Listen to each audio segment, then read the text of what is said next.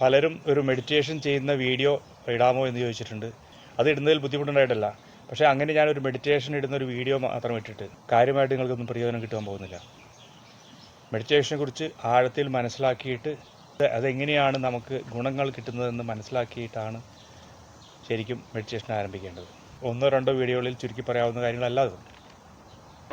ആദ്യം മെഡിറ്റേഷൻ എങ്ങനെയാണ് നമുക്ക് ഗുണങ്ങൾ ഉണ്ടാക്കുന്നതെന്ന് ഒന്ന് ചിന്തിക്കാം. ഈ ഭൂമിയിൽ ഏറ്റവും കൂടുതൽ ഭയത്തോടെ ഇനി എന്താണ് നടക്കാൻ പോകുന്നതെന്ന ആകാംക്ഷയോടുള്ള ഭയത്തോടെ നിമിഷങ്ങൾ അല്ലെങ്കിൽ ദിവസങ്ങൾ തള്ളി നീക്കുന്ന ഒരേ ഒരു ജീവിയാണ് മനുഷ്യൻ.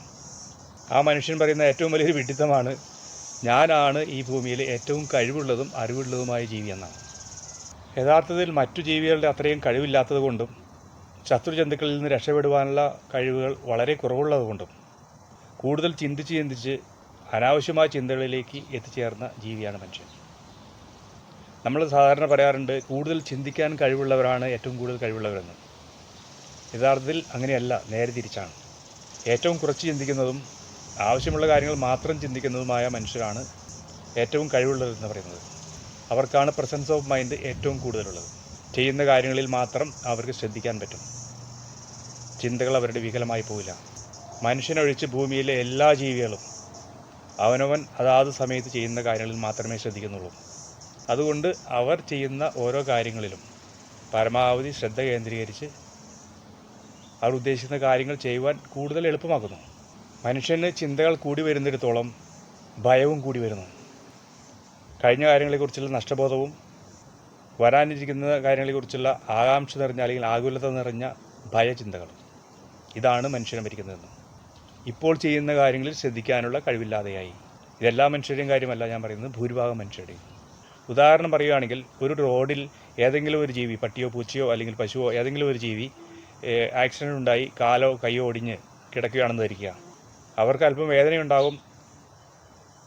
ആ വേദനയുടെ ഒരു അല്പം ബുദ്ധിമുട്ട് മാത്രമേ അവരെ അലട്ടുന്നുള്ളൂ. കാലിൽ നിന്നും ചോര വാർന്നു പോയി ഞാൻ മരിച്ചു പോകുമെന്നോ അല്ലെങ്കിൽ ഇനി ആശുപത്രിയിൽ കൊണ്ടുപോയി എന്നെ കീറി മുറിക്കാൻ പോകുമെന്നോ എന്തൊക്കെയാണോ സംഭവിച്ചിരിക്കുന്നത് ഉടനെ മരിച്ചു പോകുമെന്നോ ഇങ്ങനെയുള്ള ചിന്തകളൊന്നും അവരെ അലട്ടുന്നില്ല. പക്ഷെ മനുഷ്യൻ നേരെ തിരിച്ചാണ്. മനുഷ്യൻ ചെറിയൊരു പരിക്കാണെങ്കിൽ അത് വലിയൊരു രോഗമായിട്ട് മാറ്റും. ചിന്തിച്ച് അതിൻ്റെ ഏറ്റവും മോശമായ അവസ്ഥയിലേക്ക് ചിന്തിക്കാൻ തുടങ്ങും. യഥാർത്ഥത്തിൽ അക്കാര്യങ്ങളൊന്നും സംഭവിക്കാൻ സാധ്യതയില്ലാത്ത കാര്യങ്ങളായിരിക്കും. അങ്ങനെ അപകടം ക്ഷണിച്ചു വരുത്തുകയാണ് മനുഷ്യൻ. ഭൂരിഭാഗം മനുഷ്യരും ഇന്ന് എന്തിനൊക്കെയോ ഭയപ്പെട്ടുകൊണ്ട് ജീവിക്കുന്നവരാണ്. ഈ ഭയത്തെ മുതലെടുത്ത് പല മതങ്ങളും ഈ ഭൂമിയിലെ ഭയങ്ങൾ പോരാഞ്ഞിട്ട് ഇനി അടുത്ത ജന്മത്തിൽ അല്ലെങ്കിൽ മരിച്ചു കഴിഞ്ഞിട്ടുള്ള കാര്യങ്ങളെക്കുറിച്ചുള്ള ഭയങ്ങൾ കൂടി കുത്തി നിറച്ചിരിക്കുകയാണ്. പലരെയും അലട്ടിക്കൊണ്ടിരിക്കുന്നത് വർഷങ്ങൾക്ക് ശേഷം അല്ലെങ്കിൽ എപ്പോഴെങ്കിലും മരിച്ചാൽ അതിന് ശേഷം സംഭവിക്കാൻ പോകുന്ന കാര്യങ്ങളെക്കുറിച്ചുള്ള ഭയമാണ്. ഭയമാണ് മനുഷ്യൻ്റെ അല്ലെങ്കിൽ ഏതൊരു ജീവിയുടെയും ഏറ്റവും വലിയ ശത്രു. ഭയന്നുകൊണ്ട് ഏത് കാര്യത്തിൽ ഏർപ്പെട്ടാലും പരാജയമായിരിക്കും നമുക്ക് മിക്കവാറും ലഭിക്കുന്നത്. ഏതൊരു ഭീകരജീവിയുടെ മുമ്പിലും അല്ലെങ്കിൽ ആനയുടെയോ അല്ലെങ്കിൽ സിംഹത്തിൻ്റെയോ മുമ്പിൽ പലരും ഭയമില്ലാതെ നിൽക്കുന്നത് കണ്ടിട്ടുണ്ട്. ആ ജീവി മാറിപ്പോവുകയുള്ളൂ. പക്ഷേ അല്പം ഭയം കാണിച്ച് അല്പം പിന്നോട്ട് പോയാൽ തീർച്ചയായിട്ടും അത് നമ്മളെ ആക്രമിച്ചിരിക്കും. എല്ലാ കാര്യങ്ങളും ഇതുപോലെ തന്നെയാണ്. ഇത്തരം ശാസ്ത്രീയ സത്യങ്ങൾ മനസ്സിലാക്കിയതുകൊണ്ടാകാം യേശുക്രിസ്തു ശിഷ്യന്മാരോട് ഏറ്റവും കൂടുതൽ തവണ ആവർത്തിച്ച് പറഞ്ഞിരിക്കുന്ന വാക്ക് ഭയപ്പെടരുതെന്നാണ്. പക്ഷേ അത് നമ്മളെ മതം പഠിപ്പിച്ചപ്പോൾ ഞാൻ കൂടെയുള്ളത് കൊണ്ട് നിങ്ങൾ ഭയപ്പെടരുതെന്നാക്കി മാറ്റി. അതായത് നിങ്ങൾ മതത്തിൽ വിശ്വസിച്ചില്ലെങ്കിൽ നിങ്ങൾ നരകത്തിൽ പോകും എന്ന് സാരം. മെഡിറ്റേഷൻ അല്ലെങ്കിൽ ധ്യാനം ചെയ്യുന്ന വ്യക്തിക്ക് സ്വന്തം മനസ്സ് ഭാവിയിൽ പോയി അലഞ്ഞു തിരിയാതെയും ഭൂതകാലത്തെക്കുറിച്ച് നഷ്ടബോധത്തോടെ ജീവിക്കാതെയും ചെയ്യുന്ന കാര്യങ്ങളിൽ കൂടുതൽ ശ്രദ്ധിക്കുവാനും പ്രസൻസ് ഓഫ് മൈൻഡ് ഉണ്ടാക്കിയെടുക്കുവാനും സാധിക്കും. അത് തീർച്ചയായിട്ടും ജീവിത വിജയത്തിലേക്ക് നയിക്കും. ഈ അവസ്ഥ ഓരോ മനുഷ്യനിലും കൂടിയും കുറഞ്ഞു വരിക്കും, അവർ വളരുന്ന സാഹചര്യങ്ങൾക്കനുസരിച്ച്. എന്നാൽ പ്രകൃതിദത്തമായ ഭയം എല്ലാ മനുഷ്യരും ആവശ്യവുമാണ്. ഒരു മനുഷ്യൻ ഈ ഭൂമിയിൽ ജനിക്കുന്നത് മുതൽ അവനിൽ ചുറ്റിലുമുള്ളവരാണ് അവൻ്റെ ഉള്ളിലേക്ക് ഭയത്തെ പതുക്കെ കുത്തി നിറയ്ക്കുന്നത്. മാതാപിതാക്കൾ മക്കളെ അടങ്ങി ഒതുങ്ങിയിരിക്കുവാനും അവർ പറയുന്നത് കൃത്യമായിട്ട് അനുസരിക്കുവാനും വേണ്ടിയിട്ട് ഭയപ്പെടുത്തി അല്ലെങ്കിൽ ശിക്ഷ കൊടുത്ത് പഠിപ്പിക്കുന്നു. അങ്ങനെയുള്ള ഒരു അവസ്ഥയിൽ ജീവിക്കുന്ന ഒരു കുട്ടി ഏകദേശം 10-15 വയസ്സാകുമ്പോഴത്തേക്കും എന്തിനേയും ഭയത്തോടെ വീക്ഷിക്കുന്ന അവസ്ഥയിലേക്ക് എത്തിച്ചേരുന്നു. അതിൻ്റെ കാഠിന്യം കൂടുന്നിടത്തോളം അവൻ നിഷ്ക്രിയനായി മാറുകയും ചെയ്യുന്നു. ചെയ്യുന്ന കാര്യങ്ങൾ പലതിനും റിസൾട്ട് ഇല്ലാത്ത അവസ്ഥയിലേക്ക് എത്തിച്ചേരുന്നു. ഇതിൽ മാതാപിതാക്കളും അധ്യാപകരും മതാധ്യാപകരും നമ്മുടെ സമൂഹവും ഓരോ റോളുകൾ വഹിക്കുന്നുണ്ട്. ഈ ഭൂമിയിൽ ജനിക്കുന്ന ഒരു കുട്ടിയുടെ സബ് കോൺഷ്യസ് മൈൻഡിൽ ഒരു കാര്യങ്ങളും പ്രോഗ്രാം ചെയ്യപ്പെട്ടിട്ടില്ല. അവൻ വളർന്നു വരുന്നിടത്തോളം അവന് ചുറ്റിലുമുള്ളവർ അവൻ്റെ സബ് കോൺഷ്യസ് മൈൻഡിലേക്ക് കുത്തിനിറയ്ക്കുന്ന കാര്യങ്ങളാണ് ഒരു 15 വയസ്സ് വരെ പ്രോഗ്രാം ചെയ്യപ്പെടുന്നത്.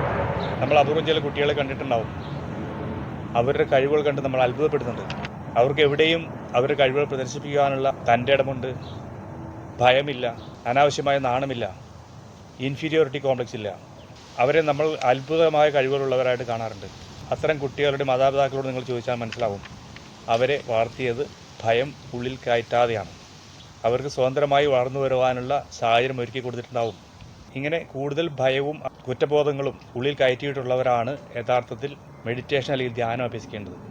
എൻ്റെ അഭിപ്രായത്തിൽ ഇന്ന് സ്കൂളുകളിൽ ഏറ്റവും പ്രധാനപ്പെട്ട സബ്ജക്റ്റായി പഠിപ്പിക്കേണ്ടത് മെഡിറ്റേഷൻ തന്നെയാണ്. അതിനെക്കുറിച്ച് കാര്യമായിട്ട് ആരും ചിന്തിക്കുന്നില്ല എന്ന് തോന്നുന്നു. ചില സ്കൂളുകളിലൊക്കെ തുടങ്ങിയിട്ടുണ്ട്. വിദേശങ്ങളിൽ കൂടുതൽ വിദ്യാലയങ്ങളിൽ ഇങ്ങനെ മെഡിറ്റേഷൻ അഭ്യസിക്കുന്നുണ്ട്. മെഡിറ്റേഷൻ ചെയ്യുവാൻ ധാരാളം വഴികളുണ്ട്. നമ്മൾ പലയിടത്തും കണ്ടിരിക്കുന്നത് പോലെ നിവർന്ന് വിരലുകൾ ഒരു രീതിയിൽ പിടിച്ചിട്ട് ചമ്മർമടിഞ്ഞിരിക്കണം എന്നുള്ള നിയമങ്ങളൊന്നുമില്ല. അതൊക്കെ ഓരോരുത്തരും ഉണ്ടാക്കിയിരിക്കുന്ന വ്യവസ്ഥകൾ മാത്രമാണ്. ഞാൻ സാധാരണ മെഡിറ്റേഷൻ ചെയ്യാറുള്ളത് ഞാനിപ്പോൾ ഇരിക്കുന്ന അവസ്ഥയിൽ തന്നെയാണ്. പരമാവധി കംഫർട്ടബിളായിട്ട് വലിയ ശല്യമില്ലാത്ത ഒരവസ്ഥയിൽ. തുടക്കക്കാരാണെങ്കിൽ അതിരാവിലെ ഉറക്കച്ചടവോടെ ഇരിക്കുന്നതായിരിക്കും ഏറ്റവും നല്ലത്. കിടന്നുകൊണ്ട് മെഡിറ്റേഷൻ ചെയ്യുവാൻ ബുദ്ധിമുട്ടാണെന്ന് എനിക്ക് തോന്നിയിട്ടുണ്ട്. ചിലപ്പോൾ ഉറങ്ങിപ്പോവും, അല്ലെങ്കിൽ നമുക്ക് മെഡിറ്റേഷൻ മുഴുവാനുള്ള സാധ്യത അവിടെ കുറവായിട്ടാണ് കാണുന്നത്. അതിരാവിലെ നമ്മുടെ മനസ്സ് മിക്കവാറും ശാന്തമായിരിക്കും. അതാണ് ഏറ്റവും ഉചിതമായ സമയം, പ്രത്യേകിച്ച് തുടക്കക്കാർക്ക്. കുറച്ച് കഴിയുമ്പോൾ ഏത് സമയത്തുമാകാം. അതിനെക്കുറിച്ച് നമുക്ക് പിന്നീട് സംസാരിക്കാം. മെഡിറ്റേഷൻ അഭ്യസിക്കുവാനുള്ള ഏറ്റവും എളുപ്പമായ മാർഗം സ്വന്തം ശ്വാസോച്ഛ്വാസത്തിലേക്ക് ശ്രദ്ധിച്ചുകൊണ്ടിരിക്കുക എന്നതാണ്. കാരണം ശ്വാസോച്ഛ്വാസം നമുക്ക് ചെയ്യാതിരിക്കാൻ പറ്റില്ല. നമ്മൾ അതിനു വേണ്ടിയിട്ട് പ്രത്യേകിച്ച് ശ്രമിക്കേണ്ട ആവശ്യമില്ല. തുടക്കക്കാർ ഞാൻ പറഞ്ഞതുപോലെ സ്വസ്ഥമായിട്ടിരുന്ന് ഒരു 10 തവണയെങ്കിലും ശ്വാസം ഉള്ളിലേക്ക് എടുക്കുകയും പുറത്തേക്ക് കളയുകയും ചെയ്യുക. ആ സമയത്ത് നമ്മുടെ ശ്രദ്ധ ആ ശ്വാസം മൂക്കിലൂടെ കയറി നമ്മുടെ ശ്വാസകോശത്തിലേക്ക് കയറുന്നതും തിരിച്ച് ശ്വാസകോശത്തിൽ നിന്നും പുറത്തേക്ക് പോകുന്നതുമായിരിക്കണം. ഈ സമയങ്ങളിൽ നമ്മളുടെ മനസ്സ് മറ്റു പലയിടങ്ങളിലും പോകാതെ ശ്രദ്ധിക്കുക. പലർക്കും ഈ 10 പ്രാവശ്യം പോലും ഈ ശ്വാസകോശത്തിലേക്ക് ശ്രദ്ധിക്കുവാൻ സാധിക്കില്ല. 2-3 തവണ കഴിയുമ്പോഴേക്കും മനസ്സ് വേറെ എവിടെയെങ്കിലും പോയിരിക്കും. ആദ്യ ശ്രമത്തിൽ തന്നെ 10 പ്രാവശ്യവും നിങ്ങൾക്ക് ആ ശ്വാസോച്ഛ്വാസത്തിൽ ശ്രദ്ധിക്കുവാൻ സാധിക്കുന്നുണ്ടെങ്കിൽ നിങ്ങൾക്ക് മെഡിറ്റേഷൻ ചെയ്യുവാൻ വളരെ എളുപ്പമായിരിക്കും.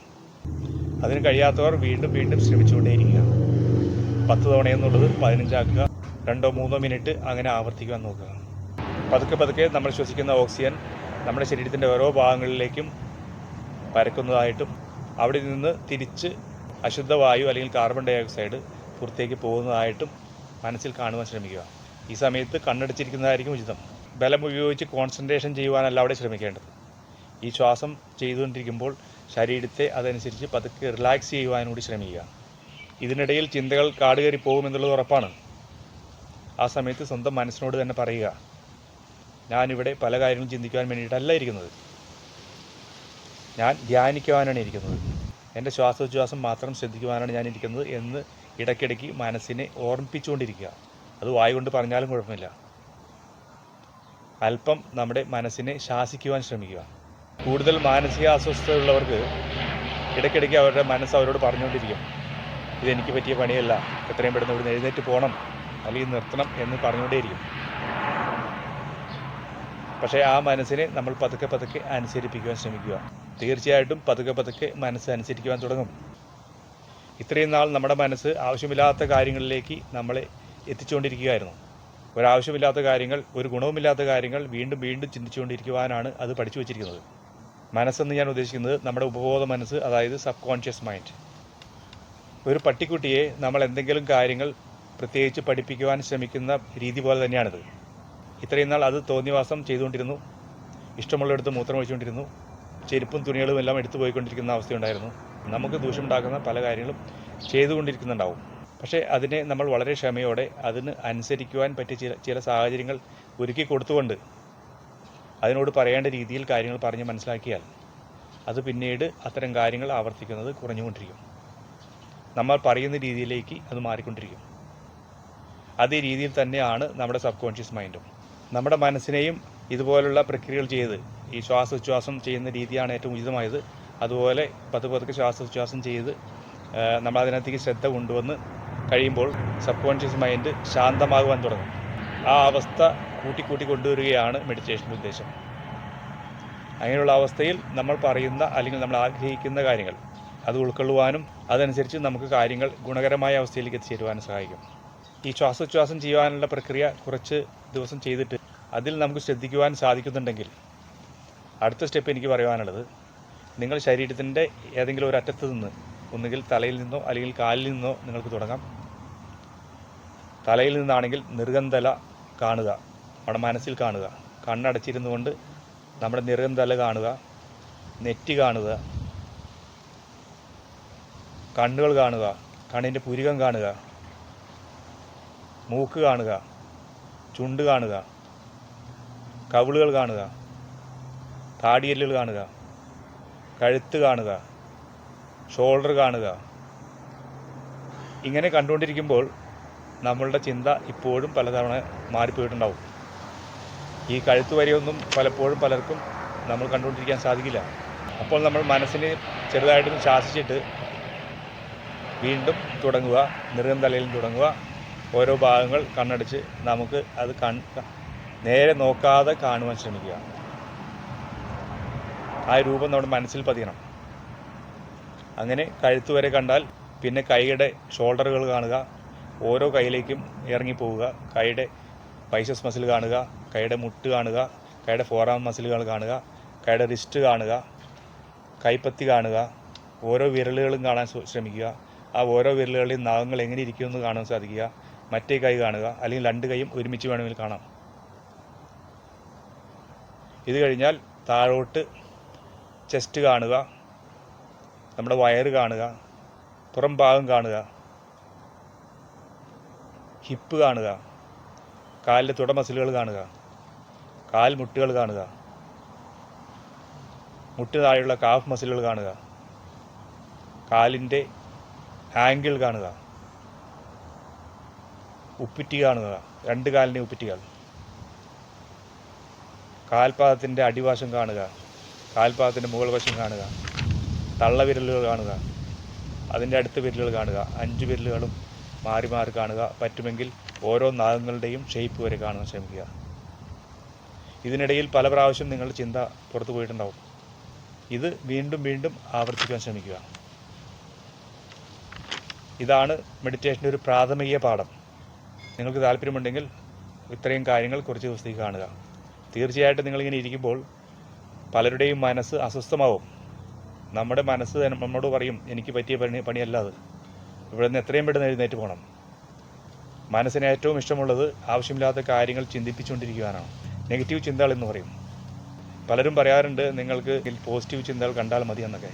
നിങ്ങൾക്ക് വേണ്ട കാര്യങ്ങൾ വായുകൊണ്ട് വിളിച്ചു പറഞ്ഞാൽ മതി എന്നൊക്കെ പലരും പറയാറുണ്ട്, അഫർമേഷൻസ്. പക്ഷേ ഞാൻ ഇത്രയും കാലം കൊണ്ട് മനസ്സിലാക്കിയത്, നിങ്ങളുടെ മനസ്സിനെയും ശരീരത്തെയും ശാന്തമാക്കാതെ നിങ്ങൾ മനസ്സിനോട് എന്തു പറഞ്ഞു കൊടുത്താലും അത് അനുസരിക്കാൻ പോകുന്നില്ല. അത് മിക്കവാറും അതിൻ്റെ നേരെ ഓപ്പോസിറ്റ് കാര്യങ്ങളായിരിക്കും അപ്പോൾ ചിന്തിക്കാൻ പോകുന്നത്. അത് ഒരു പക്ഷേ ഗുണത്തേക്കാളേറെ ദൂഷ്യങ്ങളാണ് വരുത്തുക. ആദ്യം മനസ്സിനെ ശാന്തമാക്കി ധ്യാനത്തിലേക്ക് മുഴുകാൻ പഠിക്കുക. നമ്മുടെ മനസ്സിനെ വേണമെങ്കിൽ കടലിനോട് ഉപമിക്കാം. നമ്മൾ കടലിൻ്റെ മുകൾ വശം കണ്ടാൽ അത് ഇങ്ങനെ അലഞ്ഞ് കിടക്കുന്ന അവസ്ഥയിലാണ്. ഒരിക്കലും ശാന്തമല്ല അത്. ചില സമയത്തിൽ ഭയങ്കര ഭീകരമായ അവസ്ഥയിലായിരിക്കും. പക്ഷേ ആ കടലിൻ്റെ 2-3 മീറ്റർ താഴേക്ക് പോയാൽ ഈ അലച്ചിലൊന്നും അവിടെ ഉണ്ടാവില്ല. അത് വളരെ ശാന്തമായിരിക്കും. ഇനി കൂടുതൽ ആഴത്തിലേക്ക് പോകുന്നിടത്തോളം വളരെ ശാന്തമായിരിക്കും. അതുപോലെ തന്നെയാണ് നമ്മുടെ മനസ്സ്. എത്രത്തോളം ആഴത്തിലേക്ക് പോകുന്നു അത്രത്തോളം നമ്മുടെ മനസ്സ് ശാന്തമാകും. അശാന്തിയിൽ മുഴുകിയിരിക്കുന്ന നമ്മുടെ മനസ്സിനെ ഇങ്ങനെ ശാന്തതയിലേക്ക് കൊണ്ടുവരുവാൻ മെഡിറ്റേഷൻ അഭ്യസിക്കുക തന്നെയാണ് മാർഗമുള്ളൂ. ഇത്രയും കാലം കൊണ്ട് നമ്മുടെ മനസ്സിൽ ഒരുപാട് അന്ധവിശ്വാസങ്ങൾ കുത്തിത്തിരി കയറ്റിയിട്ടുണ്ട് സമൂഹത്തിൽ നിന്ന്. അല്ലെങ്കിൽ ഭയപ്പെടുത്തുന്ന കാര്യങ്ങൾ നിറയെ പ്രോഗ്രാം ചെയ്തു വച്ചിട്ടുണ്ട് നമ്മുടെ സബ് കോൺഷ്യസ് മൈൻഡിൽ. ആ പ്രോഗ്രാമുകൾക്കനുസരിച്ച് പോകുവാനായിരിക്കും നമുക്ക് എപ്പോഴും ഇഷ്ടം. അതായത് വികലമായ രീതിയിൽ ചിന്തിച്ചുകൊണ്ടിരിക്കുവാൻ. ദിവസവും മെഡിറ്റേഷൻ അഭ്യസിച്ച് ശീലിച്ചാൽ നിങ്ങൾ ഏർപ്പെട്ടിരിക്കുന്ന കാര്യങ്ങളിൽ അല്ലെങ്കിൽ നിങ്ങൾക്ക് കഴിവുള്ള കാര്യങ്ങളിൽ പുതിയ ആശയങ്ങൾ നിങ്ങൾക്ക് വന്നുകൊണ്ടേയിരിക്കും. നമ്മൾ പല കഥകളിലും അത്ഭുത ഭൂതത്തിൻ്റെ കഥകൾ കേട്ടിട്ടുണ്ട്. നമ്മൾ പറയുന്ന കാര്യങ്ങൾ അനുസരിക്കുന്ന ഭൂതങ്ങൾ. അതിനെ നല്ല കാര്യങ്ങൾ പറഞ്ഞ് അനുസരിപ്പിച്ചാൽ അത് നല്ല കാര്യങ്ങൾ ചെയ്യും, അല്ലെങ്കിൽ ചീത്ത കാര്യങ്ങളാണെങ്കിൽ നമുക്ക് എപ്പോഴും ഉപദ്രവം ചെയ്തുകൊണ്ടേയിരിക്കും. ഇതുപോലെ തന്നെയാണ് നമ്മുടെ സബ് കോൺഷ്യസ് മൈൻഡ്. അതിന് അത്ഭുത സിദ്ധിയുള്ള ഒരു ജീവിയാണെന്നാണ് എനിക്ക് ഇതുവരെ മനസ്സിലായിട്ടുള്ളത്. അങ്ങനെ ഒരു ജീവി എല്ലാ മനുഷ്യൻ്റെയും ഉള്ളിലുണ്ട്. ആ അത്ഭുത കഴിവുള്ള ജീവിയെ ഭയപ്പെടുത്തി വെച്ചാൽ അത് ഒരിക്കലും നമുക്ക് നന്മ ചെയ്യില്ല, നമുക്ക് ദൂഷ്യമേ ചെയ്തുകൊണ്ടിരിക്കുകയുള്ളൂ. അതിന് ശരിയായ മാർഗത്തിലൂടെ അല്ലെങ്കിൽ അതിന് സ്വതന്ത്രമായിട്ട് പോകാൻ അനുവദിച്ചാൽ അത് നമുക്ക് വേണ്ട കാര്യങ്ങളെല്ലാം ചെയ്തു തരും. പക്ഷേ അതിന് സ്വതന്ത്രമായി പോകുവാൻ നമ്മുടെ സമൂഹമോ നമ്മുടെ മതങ്ങളോ സമ്മതിക്കില്ല. അതിന് നിയമങ്ങളും ചിട്ടകളും ഉണ്ടാക്കി കൊടുത്തിരിക്കുകയാണ്. നമ്മൾ എല്ലാത്തിനെയും ഭയപ്പാടോടെ കണ്ട് അന്ധവിശ്വാസങ്ങൾ കുത്തി നിറച്ചിരിക്കുകയാണ്. അങ്ങനെ കുത്തി നിറച്ചിരിക്കുന്ന നമ്മുടെ സബ് കോൺഷ്യസ് മൈൻഡ് അല്ലെങ്കിൽ ആ ജീവി അതനുസരിച്ച് മാത്രമേ പ്രവർത്തിക്കൂ. അതിന് മറ്റൊരു മാർഗ്ഗമില്ല. പക്ഷേ അതിനെ നമുക്ക് തിരുത്തി കൊടുക്കുവാൻ സാധിക്കും. തിരുത്തി കൊടുക്കണമെങ്കിൽ ഞാൻ ഈ പറഞ്ഞതുപോലെ നമ്മുടെ കോൺഷ്യസ് മൈൻഡിനെ കൂളായിട്ട് കാമായിട്ട് ചിന്തിക്കാതിരിക്കുന്ന അവസ്ഥയിലേക്ക് എത്തിച്ചേർന്നാൽ മാത്രമേ ആ അത്ഭുത ജീവിയോട് നല്ല കാര്യങ്ങൾ പറഞ്ഞു കൊടുക്കുവാൻ സാധിക്കൂ. മെഡിറ്റേഷൻ്റെ ചില ബാലപാഠങ്ങൾ മാത്രമാണ് ഞാൻ പറഞ്ഞത്. ഒരുപാട് കാര്യങ്ങൾ അറിയുവാനും പറയുവാനുള്ള ഒരു വിഷയമാണിത്. നിങ്ങൾ മെഡിറ്റേഷൻ അഭ്യസിക്കുവാൻ അല്ലെങ്കിൽ മെഡിറ്റേഷൻ ഇരിക്കുവാൻ അല്ലെങ്കിൽ ധ്യാനത്തിലിരിക്കുവാൻ പഠിച്ചാൽ ഞാൻ പറയുന്നു, നിങ്ങൾ ജീവിതത്തിൽ ഉണ്ടാക്കുന്ന ഏറ്റവും വലിയൊരു നേട്ടമാണ്. ഒരു IAS ഡിഗ്രി എടുത്താലോ അല്ലെങ്കിൽ ഒരു ഡോക്ടറായാലോ അല്ലെങ്കിൽ ലോകത്തിലുള്ള ഏറ്റവും വലിയ എന്ത് ഡിഗ്രി എടുത്താലോ മെഡിറ്റേഷൻ ചെയ്യുവാൻ കഴിവുള്ള ഒരു വ്യക്തിയെക്കാളും കഴിവ് ഒരിക്കലും ഉണ്ടാവില്ല. ഞാനിതൊക്കെ പറയുന്നുണ്ടെങ്കിലും ഞാൻ വളരെ കഷ്ടപ്പെട്ടാണ് ഇത് കുറേയൊക്കെ ചെയ്തുകൊണ്ടിരിക്കുന്നത്. കാരണം ഞാൻ ഏറ്റവും നെഗറ്റീവ് അവസ്ഥയിലേക്ക് പോയ വ്യക്തിയാണ്. ഞാൻ എൻ്റെ സ്പോർട്സ് കരിയറിൽ ഒരുപാട് കഷ്ടപ്പെട്ടുവെങ്കിലും പരാജയങ്ങളുടെ പടുകുഴിയിലേക്ക് പോയ വ്യക്തിയാണ്. അവസാനം മെഡിറ്റേഷൻ കൂടിയാണ് ഞാൻ തിരിച്ചു വന്നത്. ചെറുപ്പത്തിൽ സ്വപ്നം കണ്ട പല കാര്യങ്ങളും ലോകത്തിൻ്റെ നിറയിൽ കയറി നിന്ന് ഇന്ത്യയുടെ നാഷണൽ ആന്തം വയ്ക്കണമെന്ന ആഗ്രഹം പോലും നടത്തിയെടുത്ത വ്യക്തിയാണ്. അതെല്ലാം ഈ അറിവുണ്ടാക്കിയതിന് ശേഷമാണ് എനിക്ക് സാധിച്ചത്. അതുകൊണ്ട് ഞാൻ തീർത്തു പറയുന്നു, നിങ്ങൾ മെഡിറ്റേഷൻ ചെയ്യാൻ അഭ്യസിക്കുക. ഞാൻ പറയുന്ന കാര്യങ്ങളിൽ ഒരു മതത്തിൻ്റെയോ ഒരു രാഷ്ട്രീയത്തിൻ്റെയോ ചോദ്യം ഉണ്ടാവില്ല. ഞാൻ മനസ്സിലാക്കിയ കാര്യങ്ങൾ സത്യസന്ധമായി പറഞ്ഞു തരുവാനാണ് ശ്രമിക്കുന്നത്. കൂടുതൽ പേർ ഫോളോ ചെയ്യുന്നുണ്ടെന്ന് കണ്ടാൽ തീർച്ചയായിട്ടും എനിക്ക് ഇതിനെക്കുറിച്ച് ധാരാളം വീഡിയോകൾ ചെയ്യുവാൻ സാധിക്കും. ഓക്കെ, അടുത്ത വീഡിയോയിൽ കാണാം.